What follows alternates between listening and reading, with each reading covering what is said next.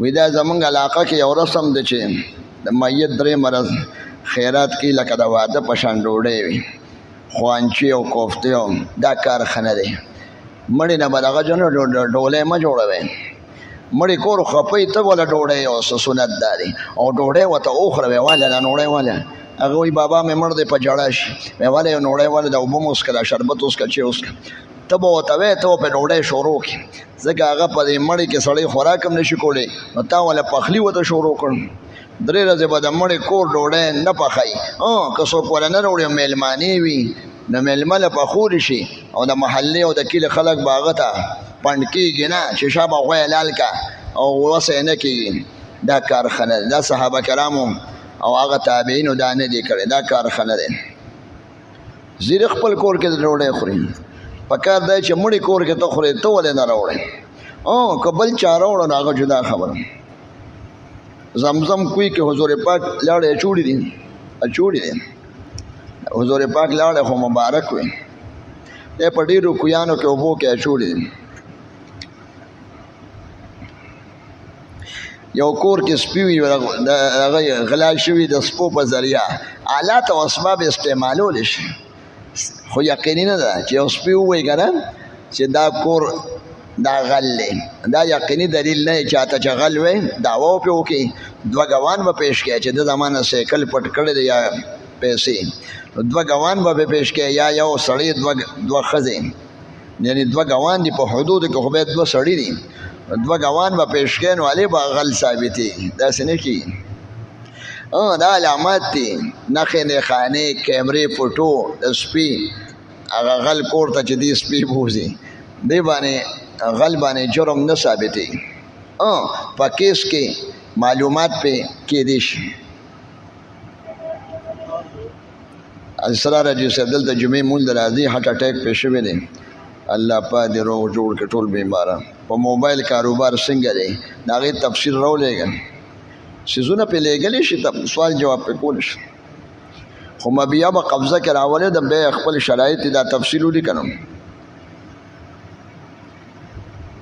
حکومت د مال او د جان حفاظت به کوي دا خو حکومت ډیوټي ده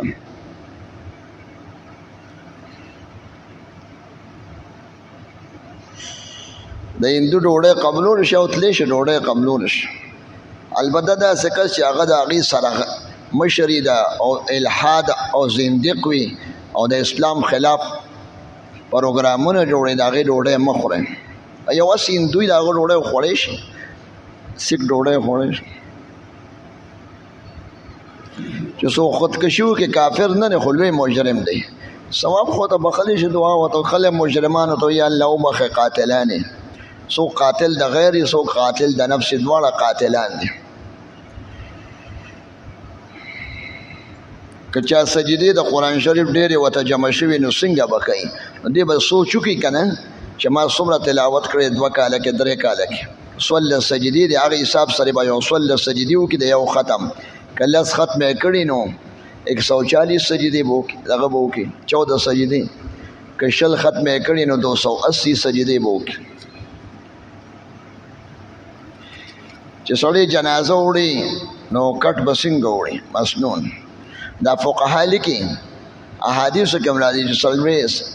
یو 40 قدمه سړی جنازه یوسي نو خدای پاک ولا 40 کې 20 ګناهونه معاف کړي غټ غټ خیر خو د مؤمن حق هم دی چې خدمت وکړي اتباع د جنازې خدمت لپاره دی چې خدمتي کسان کمی یا کولی شي یو دا ښې اوږه دا ښې ستا ښې اوږه شي دا ګس طرف د مړي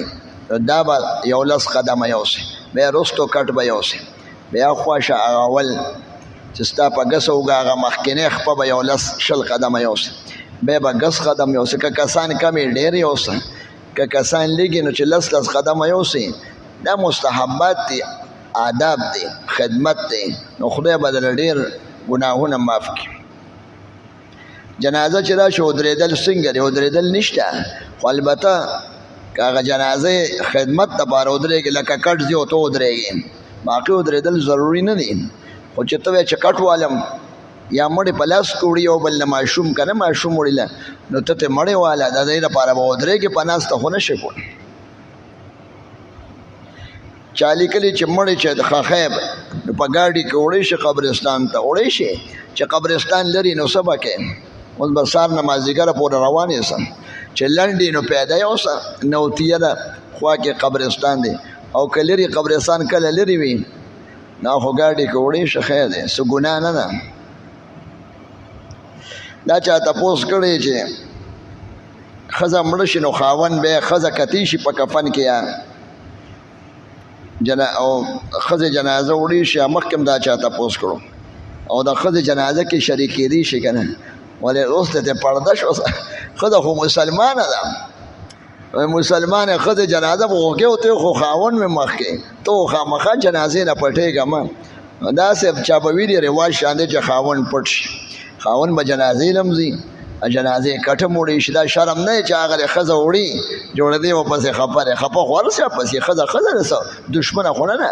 او مسلمانه ده او مړې به څوک وړي ښځې خو جنازې ته نه ځي نو سړي به کوي نو پردی ښځه چې کټ وړي نو خپلې ښځې خو راباندې ډېر حق دی ټول عمر دی ورسره تعلق پاتې شي دا ښځې کټ سړی وړي شي خپل خاوند او مړي ته کتې هم شي ښځې ته سړی کتی شي کفن کې مخ ته کتی شي او ګوتې به نه ور وړي مخ له ګوتې نه شي وړی ځکه نیکه ختم شوه خاوند چې مړ شي ښځه غسل ورکولی شي ابوبکر صدیق سره له بیبي غسل ورکړو چې ابوبکر سره وفات کېده ناجوړ او تبی وه سر دړی و ښځې ته وایي ماله به ته غسل راکې اسما نوم یې بنت عمیس وایي ماله به غسل ته راکې نو ښځې وله غسل ورکړه د ښځه خو عدت کې نکاح اثر پاتې دی نو خاون تکتیم شي او خاون له غسل هم ورکول شي او بل واده هم نشي کولی 4 میاشتې او 10 ورځې پورې او چې ښځه مړه شي د خاون نکاح ختم ده نو خاون ګوتې نشي وړی ښځه ده او که مړی له کوزه یې نو بل کس په کوزه کې کرور یې وي د ښځې او که نه نو خاون هم کوزوری شي کپړه کې پردي سړي یې کوزوي نو خاون هم خو د ښځې خور کولی شي چې خور مړه شي ښځه مړه شي د هغې خور په هغه رسم کولی شي نو معلومیږي 2 خویندې که نه یو ختمه شوې د نکاح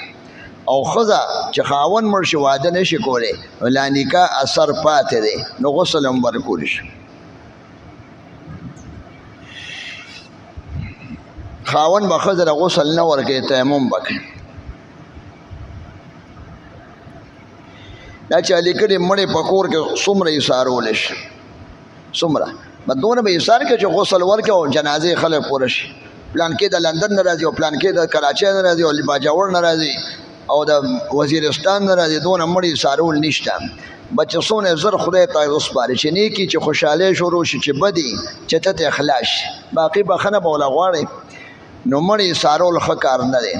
بس زر جنازه پکار ده چې چا نصیب یې هغه به وکړي دا رواج جوړ شوی په زور جنازه ایثاري دا کار د شپې جنازه کولی شي د ورځې هم کولی شي مړي ایثارول ښه کار نه دا غلط رواج دی دعا دی وکړي مړی خو جمدې کېږي نه بیا او نه ته به څه وکړې چې راشي دعا کوه بس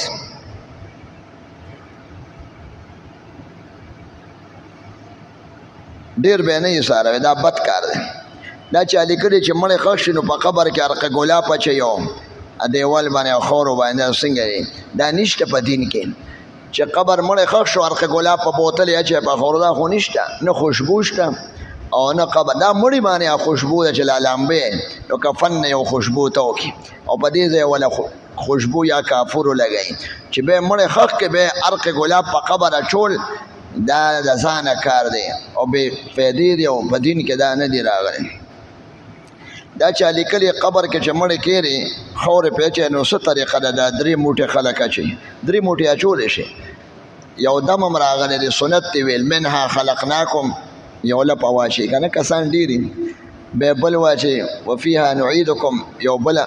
دم کې خاوره پرې واچي د برک یو دغه آیات دی ومنها نخرجکم تارة اخرى 3 آیات دی 3 ځلې به دا خاورې واچي دا سنت دی دا ویلی شي قبر پخول څنګه دی او کتبې پې لګوي او قبر ته به ایثارېدل د مړي نه پس څنګه دی ایثارېدی شي دعاګانې کې تلاوت کې هسې ناست دی خیر دی دعاګانې ایثارېدی شي د قبر نه دعا دپاره قبر پخول ښه کار نه دی صحابه کرامو نبي علیه السلام قبر کچري قبر د عبرت ځای دی، دا بلډنګ ته مه جوړوه، نه پې ګمبدونه شته، نه پې سیمټ شته، نه سنگ مرمر شته. د رحمان بابا مقبره ټوله تنګه شوه، بس سنگ مرمر دی چې جوړیږي. او په هر ځای کې حیات آباد کې سنگ مرمر د عیسایانو کار دی. سنگ مرمر یې لګوي، مړې په سنگ مرمر څه کوي؟ جومات کې په سبیل جوړ کړه په سنگ مرمرو. خور واده په دې پیسو وکړه، یو غریب لی ورکړه، یو تره لی ورکړه، ورواره لی پیسې ورکړه. فضول کار دی. جومات له پې پکې واله چې پیسې لګی، ثواب به هغه ته رسي. قبر پخول ګناه ده او قبر باندې لیکل او دام کار ښه نه دی. اصل لرې یو چټ لګولی شي، اصل لرې دا پلان کې نوم دی.